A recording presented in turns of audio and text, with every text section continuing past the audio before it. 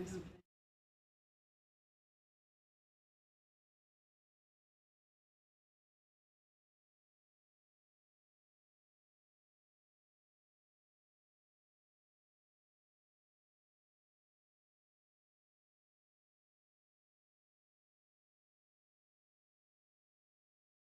the Monday, June 12th Personnel Committee meeting. Our first item on the agenda is public comment. Has anyone signed up for public comment tonight? Yes, Dr. Herman, there is one public comment registrant. So I'll read the public comment apiece. Now is the time for public comment on agenda items for the Personnel Committee meeting. Persons wishing to make public comment on agenda items were required to properly register prior to the designated start time of tonight's 6:30 meeting. When public commenters' names are called, I ask that they please approach the podium and begin by stating their first name, last name, and municipality. Public comments are limited to 3 minutes per person. The 3-minute time clock will be projected on the screens located throughout the room. The board asks that all commentary be directed to the board as a whole. Public comments may be interrupted or terminated if the commentary exceeds 3 minutes or if the commentary is obscene and/or threatening in nature. All persons attending this meeting are expected to conduct themselves with decorum and civility. In addition to refraining from abusive and profane remarks, please also be respectful of all persons in public comments, including those comments and opinions that may differ from your own. Distracting and disruptive behaviors or other actions which interfere with the orderly conduct of the meeting will not be tolerated. The speaker for this evening is Judy DeFonso.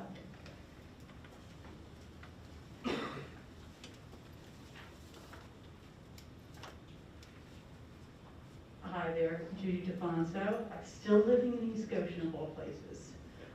Wanted to talk about the CCIU contract. For the last 6 years, I've been volunteering with the CCIU through the Right to Education Task Force. I've either been their chair or vice chair. And over the time, I've worked with a good number of different people at the CCIU. I've also watched them hire the superintendent in Coatesville, which I thought was an excellent match. Unfortunately, I think he ran into health problems and didn't complete his contract. And I just wanted to say that I just thought it was a great idea that our school district will be taking advantage of that in the search for a superintendent. I just feel that they are an excellent resource to our community. I also wanted to talk a little bit about just hiring in general, new positions, and bringing new employees into the school district. This spring, I took a class at Westchester University. It's Fundamentals of Reading. It's a class that every teacher who'd be teaching, preschool actually, the 3rd grade, would be taking. And let's just say that I was only in one section. There are like 7 sections of this class that they offer. But every single one of my classmates was a young white female. And I think that it speaks to the difficulty in trying to have employees that are reflective of the student population. And, whatever you guys are doing to bring that into the school district, it's got to be a tough job because logically you look to the local university, very well respected for this sort of thing, and the diversity is just not there. So in order to bring DeFonso, I hate to interrupt you, but that is, I'd ask you to connect that to something that's on the agenda for this evening. There are new positions on the agenda, and they would be hiring for new positions, and any position you would want to reflect the diversity of the student body. Okay. So, thank you. It's a little bit of a stretch. I asked Dr. Ulmer to a little bit of help in connecting it to the agenda. So I'm going to leave it at that and just say that you guys are doing a good job with what you're doing, and to thank you for all the work that you do with the committee meetings and board meetings and everything else, because it's definitely a lot of work. Thank you.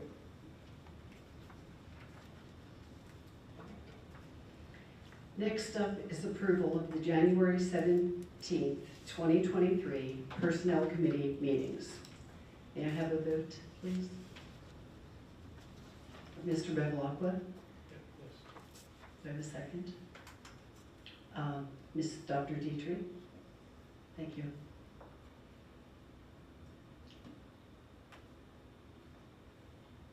Okay, so I need everyone else to vote, or we have 3-0. 3-0.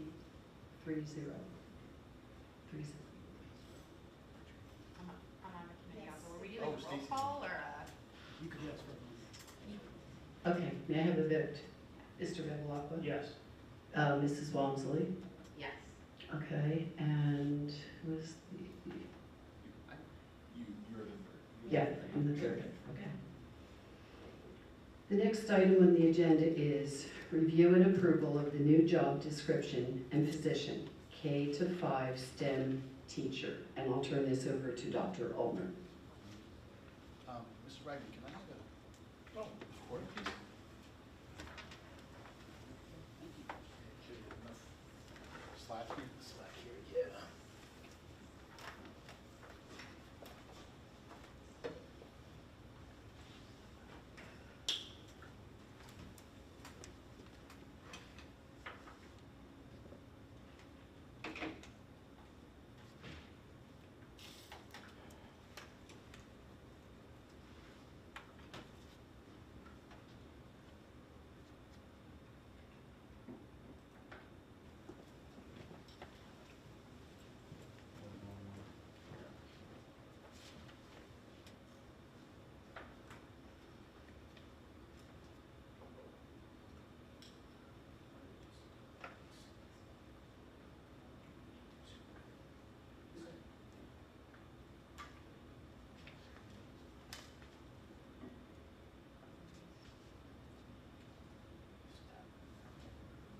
Okay, all right, great.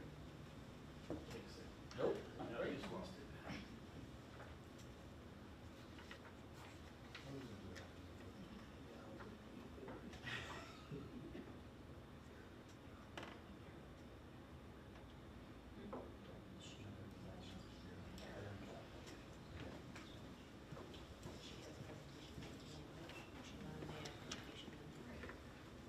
Thank you, Mrs. Herman, Dr. Herman.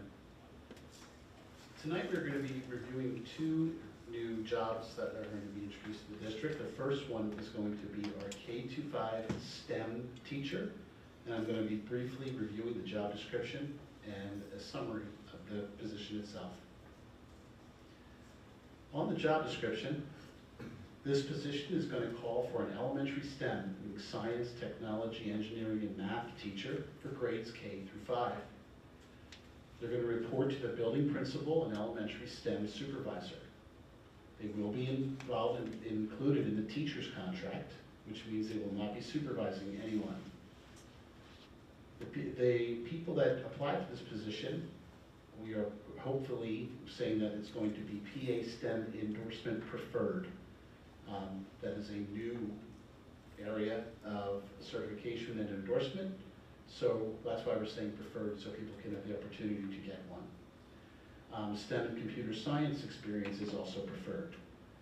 Additionally, proficiency in the use of technology for communication and research.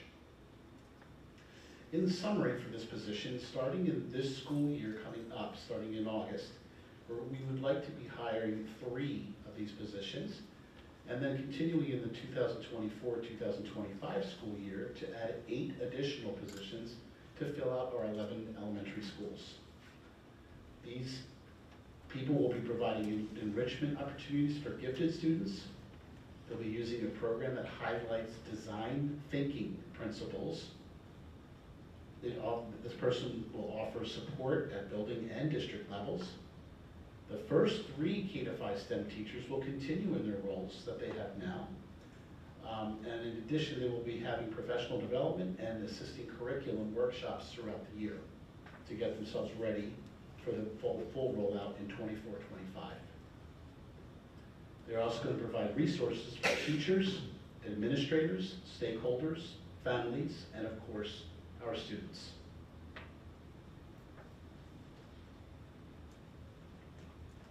Are there any questions or comments from the committee? So this position is related to that presentation we had, I believe Correct. It goes direct finance property, because there was a funding request associated with this that was attached to the headcount needed to staff these positions. You got it. Yes, we've already done the funding. Okay, all right, I just want to give that to Thank the you. general public, right? That's a great question. So Yes. we've reviewed it, we approved the funding for it, this is now the job description associated to actually start staffing those positions. Correct. Got it. We want to get hiring. So thank you very much. And on that, along the same line, we'll be talking about in the 2024-25 school year, this would mean a fifth special in the elementary school level, is that what it would mean? Or will they just be in a support role then? So they would be in a teaching role, basically like our instructional coaches are now. Okay, like the instructional coaches, that makes Correct. sense, okay. Yes. Okay. We will now take a vote on the approval of the new job description and position, K-5 STEM teacher. Mr. Bevilacqua? Yes. Ms. Walmsley? Yes. I am a yes. Thank you. The next item on the agenda is review and approval of the new job description and position, secondary instructional coach. I'll turn this over to Dr. Ulmer. Thank you, Dr. Herman. Our secondary instructional coach position, again, I'm going to talk about the job description first and then move into our summary. The job description, we are hoping to introduce instructional coaches for secondary schools, one per building. We currently have instructional coaches in every elementary building right now. And we see that the good that they do and the help that our secondary schools also need. This person will report to the building principal and assistant director of teaching and learning. They will be on the teacher's contract, so they will not be supervising. We're going to be looking for a PD, the Pennsylvania Department of Education, instructional coach endorsement, or a master's degree in the area of leadership that the person is involved in. We are looking for a minimum of 3 successful years of secondary teaching experience and a completion of instructional coach training. We're also looking for someone that has expertise in communication, interpersonal skills, data analysis, and equity issues. For the summary, starting in this school year, 2023-2024, we would like to introduce the six secondary instructional coaches to the 6 secondary buildings. They will all be non-supervisory. We'd like to build teacher capacity and understanding of instructional practices, standards-based assessments, and reporting. We're looking for a lifelong learner that goes above and beyond for student success. All of our instructional coaches will work collaboratively in the Department of Teaching and Learning. We want these people to have promote reflection, provide guidance and structure, celebrate strengths, and help with concerns, and resources for the teachers with modeling, co-planning, co-teaching, and providing feedback. Thank you, Dr. Ulmer. Are there any questions or comments from the committee? One question. So we're applying something that we've seen successful at the elementary model. Out of curiosity, how will we, and I apologize if there's a prior meeting to discuss this, but how are we going to measure or monitor whether the model translates to the secondary level with the same level of efficacy, or if there may be adjustments needed for that age group? One, this support is more so, it's directly supporting our teachers. So one of the things that we are looking to provide is the same level of coaching support that we have for our elementary teachers, for our secondary teachers. We're going to begin at the high school, that's why we have those 3 positions. We focused on support for our students as well as our teachers at the middle school level with our interventionists. But I can say to the board, it's our expectation that within a few years we will revisit that with an additional ask for middle school coaches. I will say one of the ways that we take a look at monitoring the effectiveness of the coach role is through goal setting. So all of our instructional coaches, we're exploring now a cycle through instructional coaching group, which is the impact cycle, which is a co-developed model with the coach as well as the teacher to do goal setting as far as what's the area of professional practice they want to engage in through the course of the school year. So one of the things that we're taking a look at within our main priorities as a district equitable practices, innovative teaching and learning environment overall. Those would be the 3 areas that we begin as far as a point of focus for our instructional coaches at the secondary level. So, I mean, secondary is supposed to be inclusive of middle school and high school. These are only high school though? We're starting for our high school level because for the reach of a coach, that's a tall order given the number of courses and content areas that we have to support at the high school level. So we're beginning, not to say that our middle school would not have access, but our focus for our instructional coach role is for our secondary schools at the high school level. So 2 per building, because it says 6, so that's why I was confused. We have 1, so we're just starting with, Or no, it should is be, that it should be 3. So for the 23-24 school year, it's 3. For the high school, that was approved by the board. In time, what we'd like to do is have 6 total, 3 at the high school and 3 at the middle school. But right now, we're just doing 3 at the high school. Thank you. The number was confusing. Yes, I Sorry, I didn't apologize. catch that. That's why it was starting in 2023-24, I apologize. So if I were looking for a coach, would I find the coach in the building or over here? In the building. And will the administrators or who will decide who gets a coach?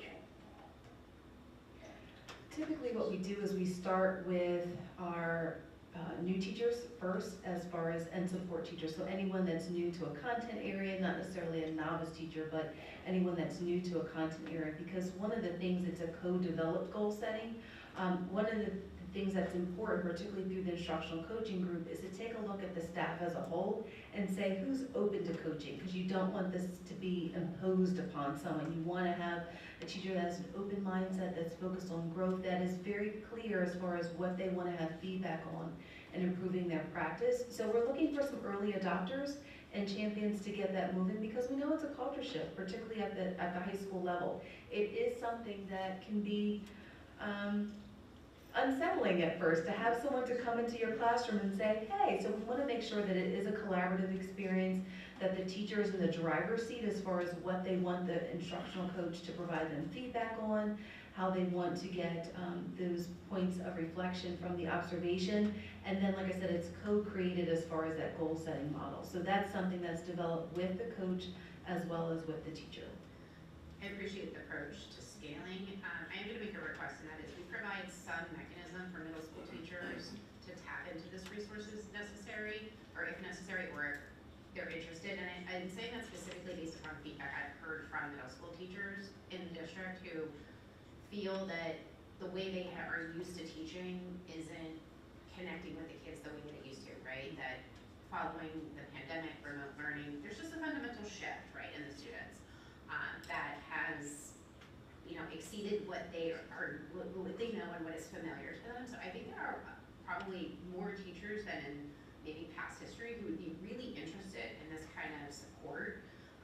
And I hate to see the middle school teachers miss out on this, but I appreciate not wanting to overwhelm the resources who are starting initially. So if there could just be some way for those who might be interested at the middle school level, who might have an immediate need, to be able to reach out, raise their hand, and tap into this, I think that would be a really good thing to just offer. So to clarify, our middle school actually is receiving the most support. So we had Kara Bailey that was here with also Ms. Vivian She's here. to present for exactly what that looked like from the co-teaching model, because we have math interventionists as well as reading interventionists, and they work collaboratively with our teachers, not in the role of coaches, but also as a support. So you find that through our PLCs, they're looking at a specific goal that they're exploring by a content area for a grade team, and then that co-taught opportunity really provides day in and day out collaboration and feedback. So I completely hear you and understand. We agree that that is support that's needed for our middle school with direct coaching, but I will say that that co-teaching, that co-taught experience is powerful and impactful, and that's something that we want to make sure we're continuing to build up as we take a look at adding coaches onto the middle school level. Thank you, Dr. Reynolds, for the explanation.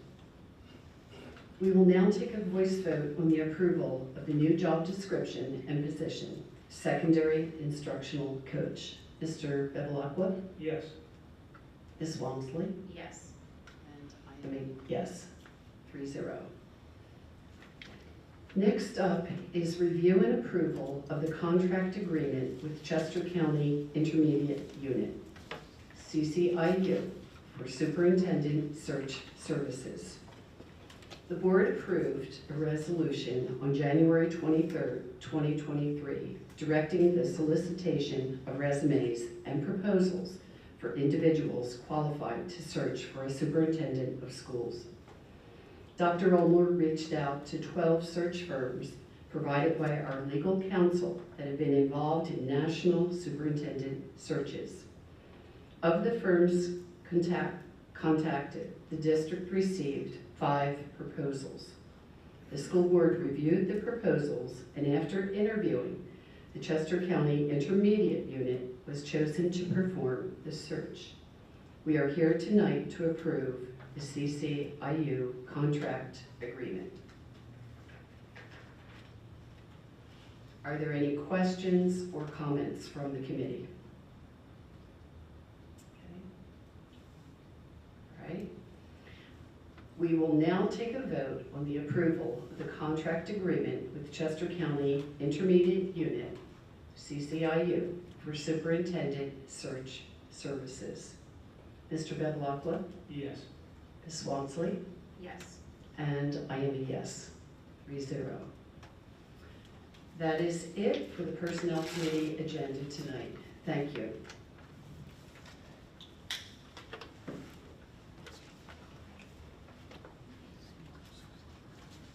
And I believe we'll go straight into Education Committee. I'm sorry.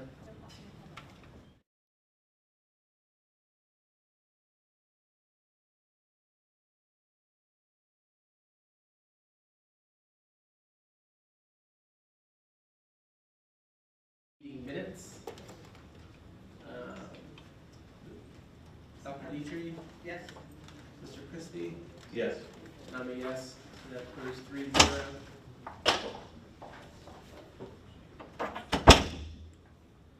No public comment. And was I supposed to ask if there was discussion on that, on the minutes? No. You can always ask. Are there any comments on the minutes? Okay. Next is a presentation of AP Language Curriculum Instructional Material, and Mrs. Karen Bailey will be presenting. All right, good evening, everyone.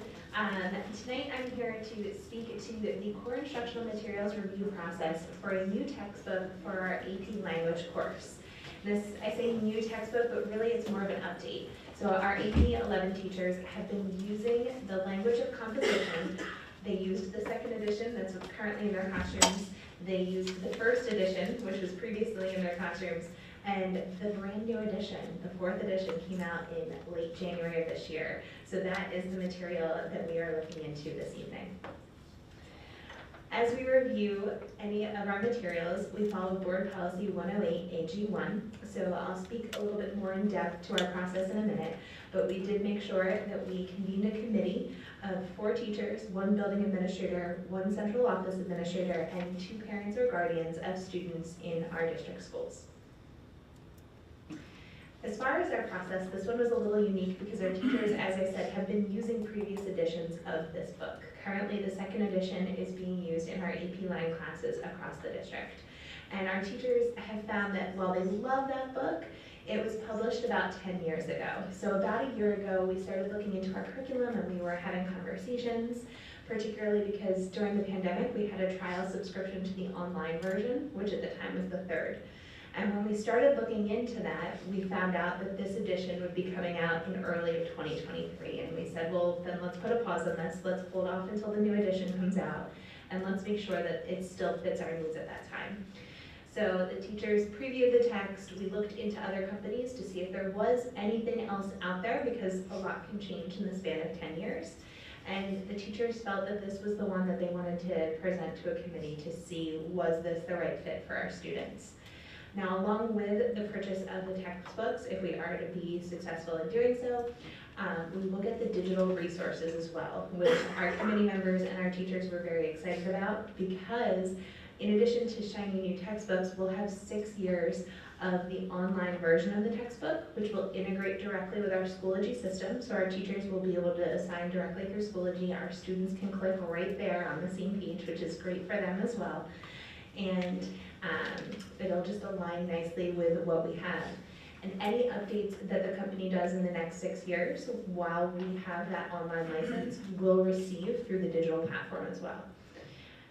We came together as a committee for the first time in April of 2023 to look into this textbook, and we met again in early May to take a vote and to make our recommendation. Our committee, as I said, consisted of a building administrator, Spelman administrator, 4 teachers, and 2 parents, with myself serving in the role as cyber administrator, because that is the other hat that I wear in our district. As far as the feedback that we received from teachers and from parents on the committee, the teachers couldn't say enough great things about how excited they were with the updates to the textbook. They felt that it took everything that they currently like about this as a resource in their AP Lang class, in terms of being able to teach rhetoric and to teach argument, and it pulled in those canonical texts that they still want there to be able to prepare our students for the AP exam, but pulled in some modern literature as well that really they felt tied nicely into being able to construct responses and to being able to express through written language and composition. Our teachers also noted that this textbook is much more closely aligned with the current iteration of the AP exam. One of the teachers even noted that there are some acronyms that she has to sort of speak to in her class and say, I know the textbook says this, but this is what you'll be seeing in the world and on the AP exam. So those sorts of things are all updated in this version of the text. Our parents on the committee also had glowing things to say. One of the parents actually said that the textbook made her wish that she could go in and take the AP class again herself, and was hopeful that her student will eventually take this course. One of the other teachers, and I thought this was really powerful, spoke to how scaffolded the activities are in the textbook, because we know that our learners, regardless of what level course they're in, need support in different ways. And we know that there are different learning styles for every single student in our district. And they felt that the text did a nice job of being able to provide them with additional resources to do that work that they do day in and day out in their classrooms. That is all I have for you, but I welcome any questions you might have. Any questions from any of the committee members, board members? Karen, there are 2 classes in English that kids take. This one in 11th grade and literature in 12th grade. And that's about it for AP English. Okay. Great presentation, thank you. Next on the agenda, we're going to hear a high school schedule update, and that's going to be presented by Dr. Reynolds and Dr. Newwoods. Good evening, everybody. Good evening, everybody.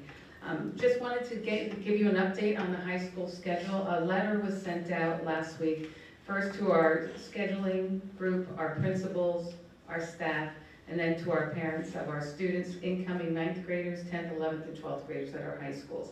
And in that letter, we referenced the change to the schedule where we are no longer going to offer open campus for our 11th and 12th grade students. Some of that is due to some of the responses we got back on surveys and some of the safety concerns that we were worried about in our student families and staff. And we decided as a team not to continue with that course, the open campus. We are still going to keep the same schedule we currently have that includes lunch and learn to meet the needs of our students that have no lunches in their schedules. Also to provide additional enrichment and support for our students, and providing time for our teachers to come together to have their PLCs with that common time. So those are the reasons behind that, to maintain that schedule and not to make too many changes. But we just wanted to let you know that that letter went out on Friday and the parents received that. Do you have any questions for me on that? How much time was open campus? It was just at lunchtime, right? Half an hour? Not necessarily. So if they had lunch and learn and had a study hall or 2 study halls back to back, they could actually leave and come back after that and come back to school for their classes. So we had a lot of movement in and out of the building and the concerns around that safety, just to make sure we could keep track of our kids, our students, and make sure that they were safe and they're safer when they're on premises with us. So kids at Henderson could take a walk. Absolutely. And get to the Wawa. Kids, other students though, had to get in their cars to go someplace to get something. And some of them, I guess, were visiting other school parking lots, yes? Those are some of the issues we ran into, yes. Right. And so it seemed to me that that could lead to some unhappy situations. It would be nice to think that every student was responsible enough to leave at 11 and come back at 12:30, but some had a little trouble, I think, with that concept that actually they were supposed to be back by 12:30. Or they were out driving very fast to get out to the Dunkin' Donuts to get back on time. So I understand why you're doing this. Did anybody meet with students to explain this before it happened? Or did the letter introduce the whole thing? The letter introduced that to the families, yes. Okay, so how are the students responding? I've only gotten one letter back from a student saying that that was a privilege they wanted to have as a 12th grader or 11th grader. Mm-hmm. Other than that, the concerns that I got, the question I got back was, what's open campus? So I had to explain that. But we responded back in kind to that. And if they reached out to the principals, then the principals handled those at the levels. Could any 11th or 12th grader do it, or did they have to have special honor roll status? No, it could be any 11th or 12th grade student, but it needed parental permission as well, so that they would be able to do that. Okay. All right. And the letter actually went out, when did the letter go out? On Friday, On Friday. yes. 2 o'clock for the parents, but in the morning and the day before, we start with the principals, the scheduling committee, then our staff, so they were aware. Well, I appreciate the commitment to safety, because that's, first and foremost important. And it just seems like this policy will do a better job of keeping everybody safe and accountable. So one question, with respect to the high school schedule itself, I understand the desire for consistency and not revoking the lunch and learn block. But we know from the statistics this past year, right, that while we have good intentions for that, the primary utilization of it wasn't necessarily learning or self-development by the students. There was a lot of socialization reported by them themselves. Is there any opportunity in the next round of surveying on this for us to see if the elimination of open campus maybe helps encourage the more intended use of the lunch and learn block? And if we don't see improvement in that, will we consider a change to the high school schedule? I will say that for the 23-24 school year, we knew that we would have to do continued work. This was the first year of our new schedule for 22-23. So we knew that there was some tweaking. I will also say from feedback from the scheduling committee, what we didn't realize is that in looking ahead to 24-25, we were not as focused on the schedule we were currently living. So that allowed us to take a step back and say where our students are not accessing the opportunities for enrichment and intervention, how can we maximize those learning opportunities?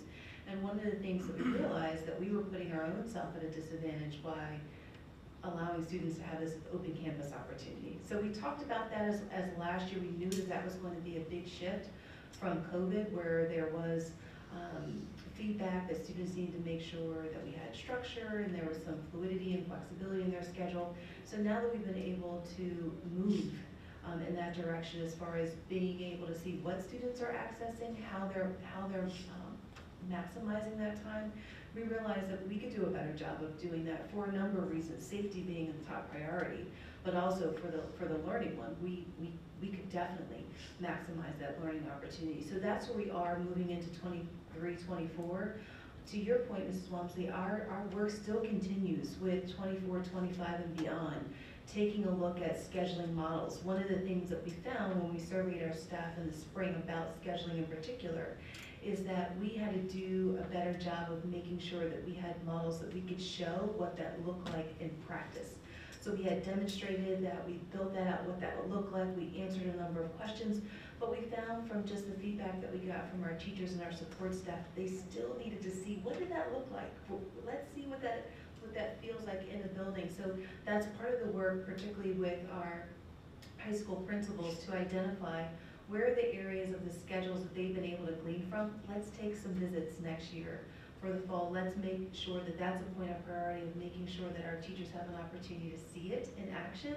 And then we have a better job of being able to frame that and share that with students as well as our families, because that's where our point of pause was. So for right now, to Dr. Newton-Wood's point, our focus was to make sure that we were attending to our safety needs, also making sure that we were focusing on those learning priorities for our upcoming school year, but not taking our eyes off the priority of taking a look at what other scheduling options could be on the horizon for our high schools, not for 23-24, but for 24-25 and beyond. So does that mean there would be an adaptation of the lunch and learn in the future? Because I can appreciate it takes time, right, for things to take root, to your point, to not help the teachers imagine, right, what the possibility is here. But to use an expression, we use it work sometimes, you have to ask yourself, is the juice worth the squeeze, right? So there's a lot of effort put into this. Sometimes, despite all of the best effort, right, it doesn't take, right? So how many cycles are we gonna do this before we feel like there needs to be a different direction taken? I will say, I can't quantify the number, but one of the things that we do continue to look at is that schedule iteration within cycles. And for us to be able to develop what's causal, we had to move out some variables. So we had a lot going on at one time. We had students leaving, we had a flex time manager that was new, we had teachers to be looking at data with before. So we have let's focus on one thing at a time. The first thing we're focusing on, how do kids stay? When they stay. When they're on campus, let's start with that so that we can evaluate that variable specifically in isolation. Let's determine if that's effective. And then we have some others that we want to move for as far as the effectiveness of intervention and enrichment. But the first thing we have to do is say, how are students taking available the learning offerings that we have for them when they're on campus? I would add, just anecdotally, looking at Ruston, which is the school that I know personally, there were some extracurriculars that met during lunch and learn. So to the students that may have read as socialization, but it wasn't just hanging out by the lockers and chatting, it was an extracurricular, and it created a form of inclusion for students who might have struggled to stay after school.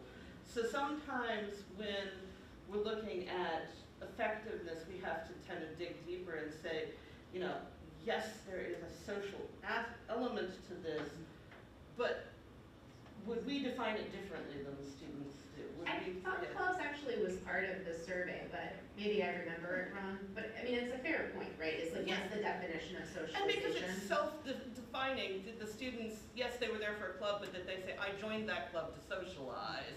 But then they're still part of a club, so. That might be good feedback even for the assessment, so we can understand the true utilization, right? 'Cause Yeah. maybe to put socialization is too broad, and maybe we need to pick a different way of articulating Yeah. that.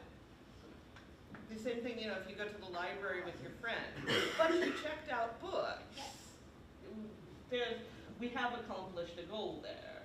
We found that when we administered the fall survey and we shared those results with the board, one of the points of feedback is how we were calling it versus how students were identifying it. So we closed out our spring survey with those same questions so we could do that comparative data. That's something that we're breaking down now. And then that'll be our point of focus for the upcoming school year. To your point, now removing open campus and having that singular focus on what that looks like from the lunch and learn opportunities. That'll allow us to streamline our questions so we can have more focused feedback from our stakeholders, inclusive of students, families, and staff. Great, look forward to the next readout. Thank you. Thank you. Any other questions, comments from anyone? Thank you, Dr. Newton-Woods. The next item is a review of the health and safety plan for grading policy 203, communicable diseases. And that's you, Dr. Reynolds. Thank you. So Mrs. Marilee Jardinera, our district nursing coordinator, is joining us.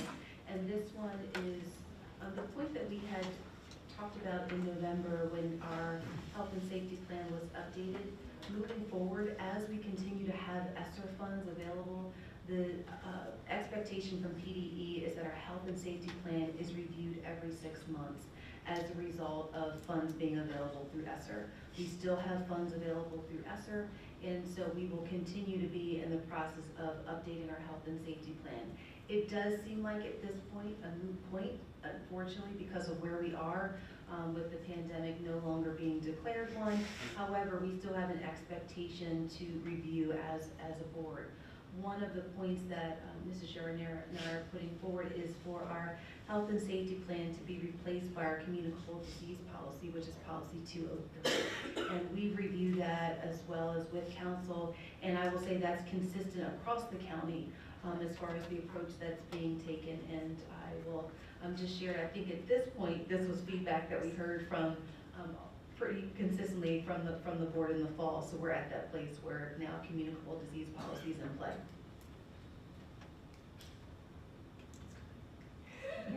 Anything to add to that, Marilyn?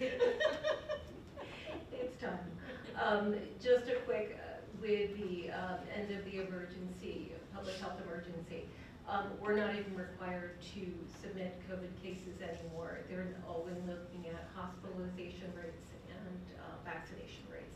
So even off the board, like laboratories and things like that, it's not on a communicable disease reporting list for the state. So that really, just because it's endemic, where we've moved now to a different phase. And anything like this, it makes us feel like COVID is a little bit further in our past is a good thing. Any questions or comments from committee or the board? I just want to express my thanks.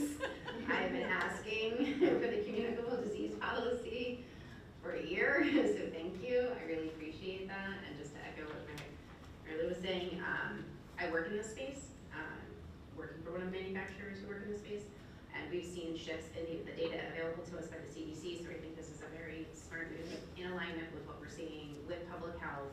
I applaud you, Kalia, because I've been asking every time this comes up, so I appreciate the reflection and the adoption of our communicable disease policy, because it's solid, it's robust, it's in alignment with what we see across the county, across the state, so great job, thank you.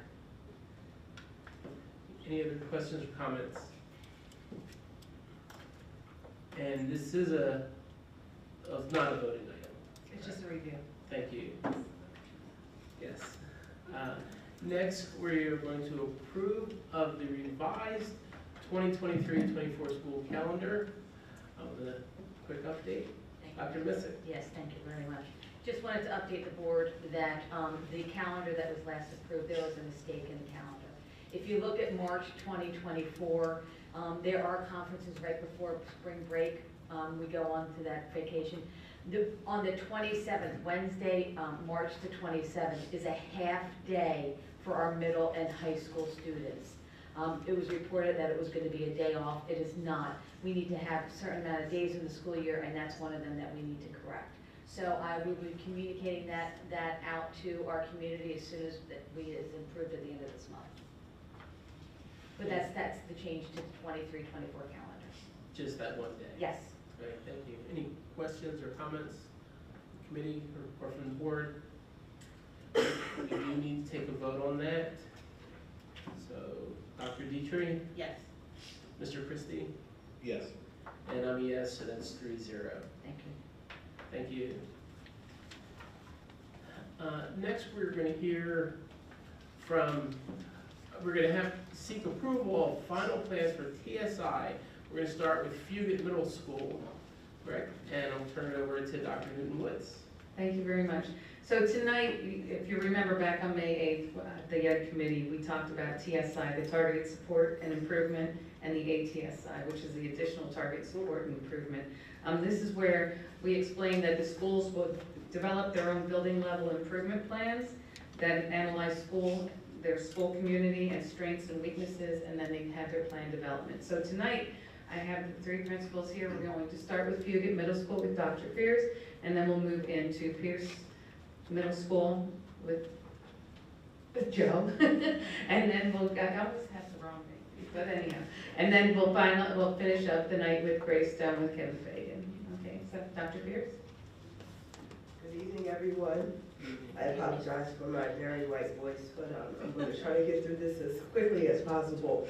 Fugate Middle School students will be able to thrive in a creative, safe, and collaborative learning environment where they were able to develop and hone on critical thinking skills, specifically, and problem-solving skills, with the appropriate supports that simultaneously will enable a positive social and emotional growth. So this was the mission statement that the TSI school-based team was able to come up with a few goals that we wanted to identify. We provide professional development sessions specifically to our Fugate teachers and give them an understanding of ways to adapt and modify instruction.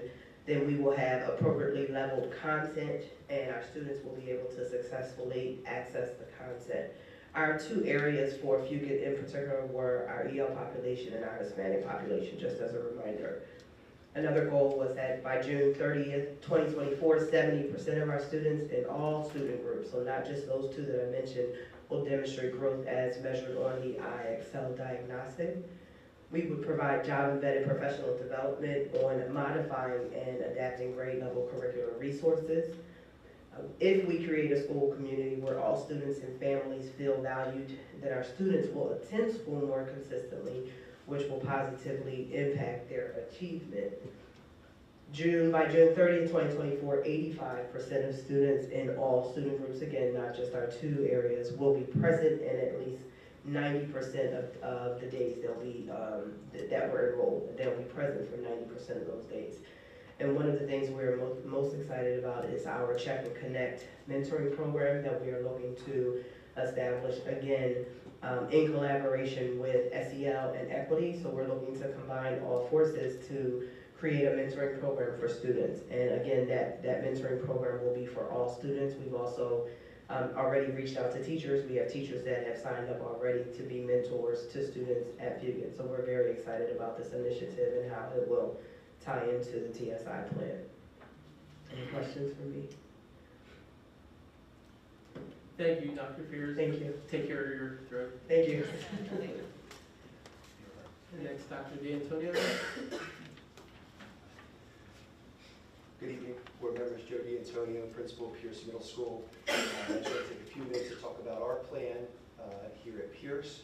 We've been identified as an ATSI school, specifically for our ELD population, tied back to achievement in ELA and math, as well as growth for ELA and math.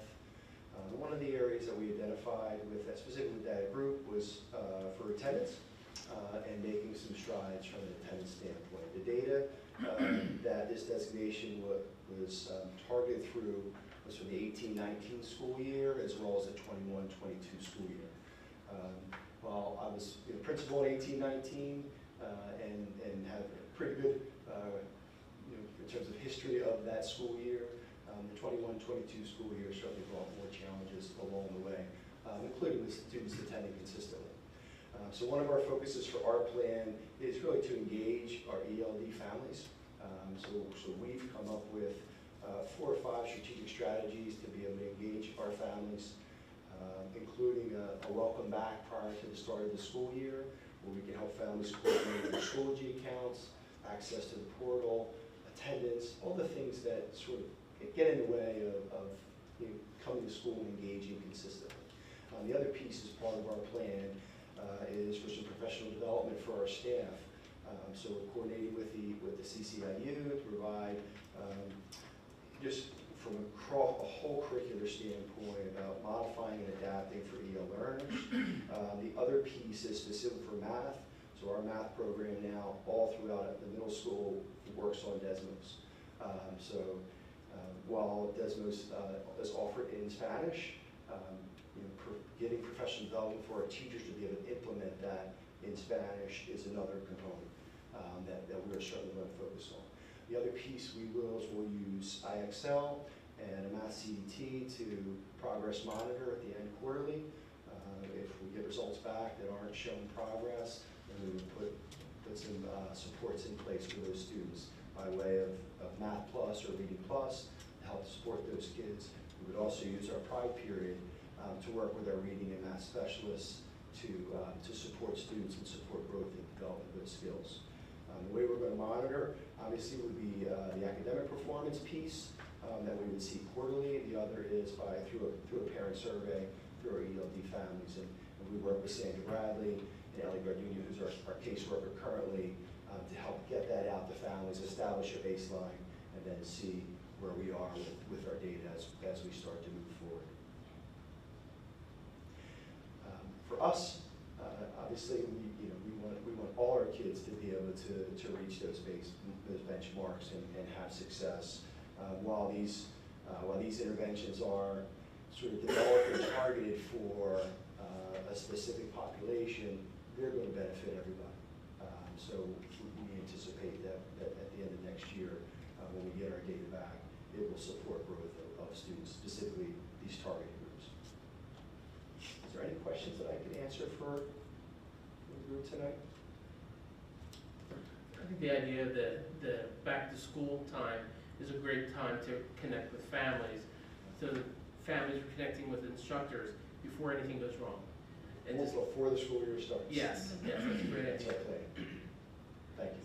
I just have a question. Was the attendance data for this specific group for this school year that we're completing, It was for the 21-22 school year.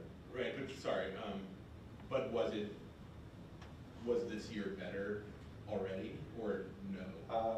So I haven't seen our final attendance and effective measurement yet for the year yet. From an anecdotal standpoint, I would say yes, but I would want to get the final data and then have a comparison of those 2 years. Any other questions, comments? Thank Great. you. Thank you very much for the opportunity. And then finally, Dr. Fagan for Greystone. Hi, good evening. Kevin Fagan, Greystone Elementary School. So you have our plan there. We are most similar in terms of our identification to Fugate Middle School being in TSI status. That status was based on our 21-22 PSSA scores. We did not make achievement or growth goals in at least one subgroup. For us, it was 3 subgroups: our L students, our economically disadvantaged students, and our Hispanic students. So we had some work to do in those areas. So we came up with 2 goals. One is ELA based, and for that we determined we wanted to build on some success that we've already had this year with establishing small reading groups within all of our homerooms. We've already started that work. Next year we will build on that in a more focused way, using formative assessment, continual review of that assessment, keeping those reading groups dynamic and fluid for those kids within the homerooms, and sort of meeting those readers where they are. From a math standpoint, we are using the STAR math assessment on a routine basis following the assessment calendar from the district. We'll be giving that assessment to our students according to that schedule, reviewing the outcomes, and making what adjustments are necessary. Like any good school improvement plan, we are building on our strengths as much as we're addressing the areas of need. We're doing that for all of our students. Although these results were based on 3 subgroups, the approach that we're taking with both of these goals apply to all of our kids, all 550 of our Grizzlies, and we'll set to work on that next year. In terms of strengths, we have a really good group of homeroom teachers, reading support teachers. Our L teachers are outstanding. We had representatives of those groups on this team to develop this very detailed plan. I think you've seen that plan from the PD portal. So I'm excited for this because, well, I wouldn't have said that initially when you're notified in the winter that you're on an improvement plan. Kalia will attest. My first emotion was not one of excitement. But we decided to, if that's what it is, we'll sort of embrace that and come up with an improvement plan that builds on some of the success that we've already had and kind of where do we want to go anyway, and let's do that in a targeted fashion. So my staff is updated on this. We'll be rolling this out to them in detail in August. It aligns directly with where our building goals will be, and I think we'll find a lot of success. So, Kevin, yeah. this is, you started by saying that in homeroom, in reading, the kids would be in fluid, dynamic groups. Yeah. And I'm thinking, how the heck can they do reading in homeroom, which is only 5 minutes long? But in elementary school, when you say homeroom, you mean their all-day room. Yes, this was also an adjustment for me. Right. Yeah, homeroom meaning where they live for most of the day with their classroom teacher. And ELA is an hour and a half, Right. actually 2 hour chunk of their day. So there is time built into the calendar for all of our elementary schools that's ELA focused, and during that time, they would be doing small reading groups. I don't even know if my schools have homeroom anymore, but I thought, oh, that's very fast. Yeah. So, thanks just for, Yeah, 5 minutes would not be sufficient It for would our not. purpose. thank you. Sure. Any other questions or comments from the committee or the board? Thank you, Dr. All right, Fagan. thanks so much. I want to say that I appreciate that each presentation was brief and concise to the point. However, each school has a very robust program to address these needs. I wouldn't really be exaggerating if I say it's hundreds of pages. It's, between the 3 schools. So the plans that you all are embarking upon are very detailed, very focused, very intentional. And I love that all 3 schools aren't just thinking about the groups that are identified, but for all the students in your school. So the work that you all are doing is going to greatly benefit all the students in your schools. So thank you. Yeah, it's daunting. When you first go into that portal, it's a lot, especially if you've not been through this before, which I have not. I don't know about Joe and Dion, but I have not. So initially it was a lot, but we were fortunate to have support from central office, from Kalia, from Sarah, from Cheryl, from Jim Rooney, one of our ITCs. And then, as I mentioned before, I'm lucky to have such a good team at Greystone. So when I went to certain individuals and said, hey, you have a piece of this, your subgroup is represented, but you also connect with all of our students, I need your help. They jumped on in and we worked together as a team. But yeah, it's a couple months worth of meetings and a lot of refinement. We had parent involvement as well. So just working together on it. Thank you. Thanks. So I imagine we need to vote on these one at a time, right? So we'll go back to Fugit. Approval is sought for the final plans for TSI for Fugit Middle School. Yes. Dr. Dietry, Mr. Christie? Yes. Nami, yes. That's 3-0. Approval sought for final plans for TSI and ATSI for Pierce Middle School. Dr. Dietry? Yes. Mr. Christie? Yes. And I'm a yes. It's 3-0 again. And approval of final plans for TSI for Greystone Elementary School. Dr. Dietry? Yes. Mr. Christie? Yes. And I'm a yes as well. And I believe that's all we have for tonight. I didn't do anything else. Thank you so much, everybody, for attending. And